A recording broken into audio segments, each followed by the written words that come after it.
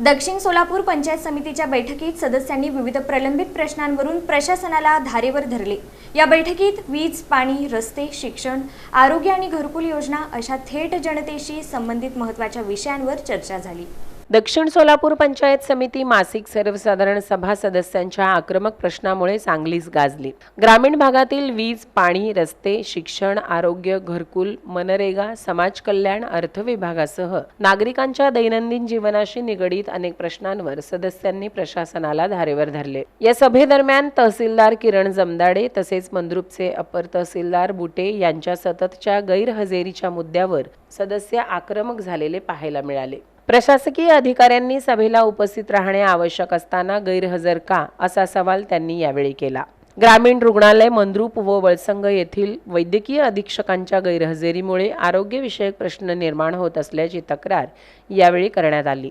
गटविकास अधिकारी मनोज राऊत यांच्या मार्गदर्शनाखाली तालुक्यातील विद्यार्थ्यांना केवळ पुस्तकी शिक्षण न देता त्यांना प्रत्यक्ष अनुभवातून शिकण्याची संधी मिळावी या उद्देशाने विद्यार्थ्यांना एक दिवसासाठी सरपंच पदाच्या खुर्चीवर बसवून ग्रामपंचायतीचे कामकाज, निर्णय प्रक्रिया व नेतृत्वाची जबाबदारी समजावून देणे तसेच विद्यार्थ्यांच्या मनातील इंग्रजी विषयाची भीती दूर करण्यासाठी स्पोकन इंग्लिश उपक्रमावर विशेष भर देण्यात येत आहे।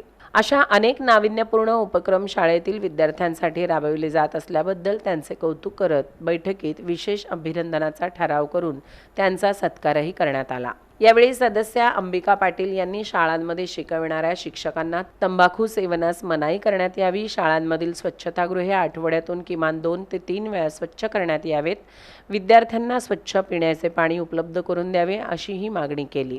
या प्रसंगी बांधकाम, पाणी पुरवठा, शिक्षण, आरोग्य, एकात्मिक बालविकास, पशुसंवर्धन, कृषी, उमेद, संरक्षण अधिकारी, ग्रामपंचायत विभाग, स्वच्छ भारत मिशन, अर्थ यावरही चर्चा करण्यात आली।